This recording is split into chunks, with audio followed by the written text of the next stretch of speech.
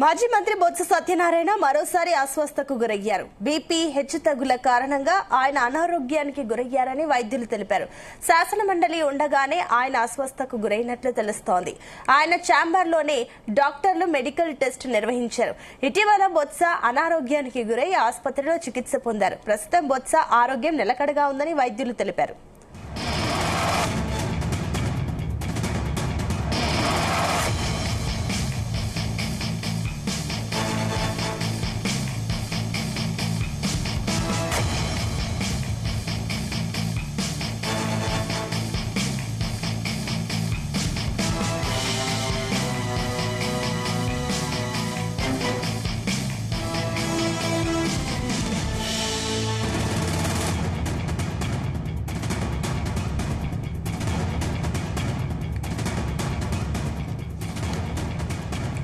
మాజీ మంత్రి బొత్స సత్యనారాయణ మరోసారి అస్వస్థకు గురయ్యారు. బీపీ హెచ్చుతగ్గుల కారణంగా ఆయన అనారోగ్యానికి గురయ్యారని వైద్యులు తెలిపారు.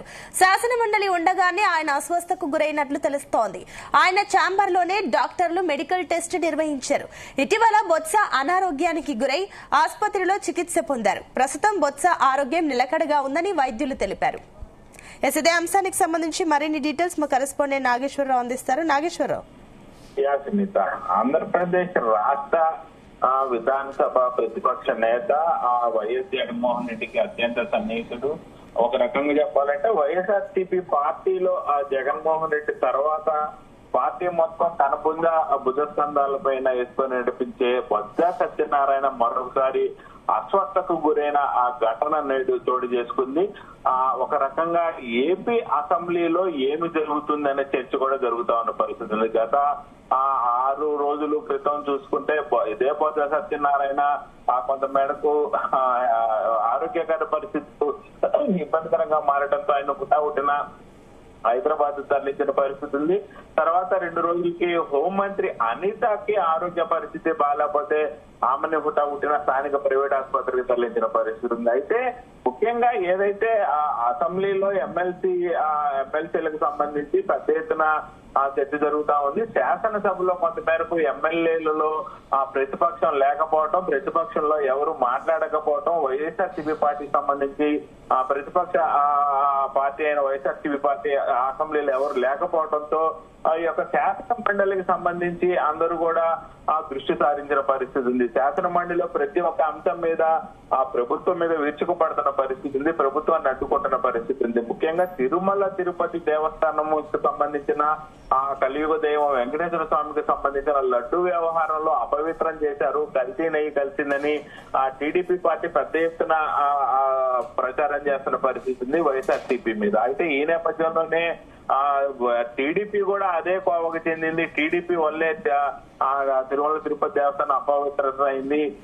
టీడీపీకి సంబంధించిన చంద్రబాబు నాయుడు హెరిటేజ్ కి సంబంధించిన ఆ వ్యవహారంలో వాళ్ళు సప్లై చేసిన దాంట్లోనే కల్తీ తేలింది, దాన్ని బ్లాక్ లిస్ట్ లో పెట్టారు, జిఎస్టీ కట్టారంటూ కూడా వైఎస్ఆర్సీపీ తిరిగి అటాక్ ప్రారంభించింది. దీంట్లో ముఖ్యంగా ప్రధాన పాత్ర, ప్రధాన భూమిక ప్రధానంగా ఉన్న బొత్స సత్యనారాయణ గత వారం 10 రోజులుగా కూడా అసెంబ్లీ సమావేశాలు స్టార్ట్ అయిన రోజు దగ్గర నుంచి కూడా ఆ ఎమ్మెల్సీలకు సంబంధించి శాసన మండలిలో పెద్ద ఎత్తున కూడా ఆయన ప్రభుత్వం మీద విరుచుకుపడుతున్న పరిస్థితి ఉంది, పెద్ద ఎత్తున ప్రభుత్వాన్ని అడ్డుకుంటున్న పరిస్థితి ఉంది, నిలదీస్తున్న పరిస్థితి ఉంది. అలాగే ఏదైతే మొన్న 4 రోజుల క్రితం ఆయనకు ఆరోగ్యం బాగలేక చికిత్స చేయించుకొని తిరిగి శాసన మండలిలో అడుగు పెట్టాడు.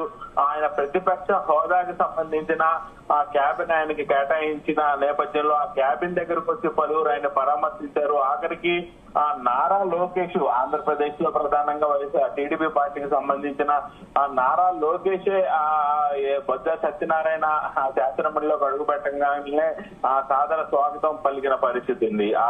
సోము వీర్రాజు ఎన్డీఏ కూటమికి సంబంధించి బీజేపీ నేత, బీజేపీ మాజీ ఆంధ్రప్రదేశ్ అధ్యక్షుడు సోము వీర్రాజు కూడా వెళ్లి బొత్స సత్యనారాయణ ఆరోగ్య పరిస్థితి మీద ఆరాధిస్తున్న పరిస్థితి ఉంది. నేడు ఉదయం చూసుకుంటే పలువురు ఆయన క్యాబిన్ దగ్గరికి వెళ్లారు. ఆ అసెంబ్లీలో ఆయన క్యాబినెట్ లో ఆయనతో కాసేపు కూర్చొని మాట్లాడారు. అసెంబ్లీ ఏదైతే శాసనమండలిలో అడుగు పెడతారో శాసనమండలిలో ప్రతి ఒక్కరు కూడా ఆయన పలకరించిన పరిస్థితి ఉంది. ఈలోపే ప్రభుత్వం మీద మరలా విచ్చుకుపడటం, ప్రభుత్వం మీద ఆయన ఆ పెద్ద ఎత్తున అడ్డుకోవటం, ప్రభుత్వం చేసిన అన్యాయాన్ని వైఎస్ఆర్సీపీ పార్టీ నేతలందరూ మాట్లాడటం, మరలా ఏమైందో ఏమో తెలియదు కానీ బొజ్జ సత్యనారాయణ అస్వస్థకు గురవటం, మరలా ఆయన్ని హుటాహుటిన హాస్పిటల్ కి తరలించడం జరిగిపోయిన పరిస్థితి ఉంది. ముఖ్యంగా ఆయనకి కొంత మేరకు బీపీ హెచ్చు తగ్గుల వల్ల ఆయన ఇబ్బంది పడుతున్నారని తెలిసింది. మొన్న కొంత మేరకు ఇబ్బంది పడుతున్న నేపథ్యంలో నేడు మరొకసారి ఆయన మరలా ఆ గుడ్డుకి సంబంధించిన ఆ శస్త్ర ఏదైతే చికిత్స మొత్తం చేయించుకొని వచ్చిన టెస్టులు మొత్తం చేయించుకొని వచ్చిన పరిస్థితి ఉంది. బాడీ చెక్ మొత్తం పూర్తి చేయించుకున్న పరిస్థితి ఉంది. 2 రోజుల్లో ఇంకా అసెంబ్లీ సమావేశాలు పూర్తవుతున్న నేపథ్యంలో కాదు ఖచ్చితంగా రావాల్సిందే అంటూ నేడు వచ్చిన పరిస్థితి ఉంది. వచ్చిన తర్వాత మరలా ఆయనకి కొంత మేరకు అస్వస్థతకు గురవడంతో స్థానిక ప్రైవేట్ ఆసుపత్రికి ఆయన తరలించారు. ఆయనకి చికిత్స అందిస్తున్న పరిస్థితి. ప్రస్తుతానికి ఆయనకి నిలకడగా ఆరోగ్య పరిస్థితి ఉందనే ఆ డాక్టర్లు చెప్తున్నారు. దీని మీద కొద్దిసేపటి క్రితం మాజీ ముఖ్యమంత్రి వైఎస్ఆర్సీపీ పార్టీ అధినేత జగన్మోహన్ రెడ్డి కూడా బొజ్జ సత్యనారాయణకి వాళ్ళ కుటుంబ సభ్యులకి ఫోన్ చేసి ఆరోగ్య పరిస్థితి మీద ఆరా తీసినట్లు తెలుస్తా ఉంది. పలువురు ఆయనే పరామర్శించినట్లు తెలుస్తా ఉంది. అయితే బొజ్జ సత్యనారాయణ ఆరోగ్య పరిస్థితి అయితే ప్రస్తుతానికి బాగానే ఉందంటూ కూడా సన్నిహితులు చెప్తున్న పరిస్థితి అయితే ఉంది. Sunita, right, thank you Nageswararao.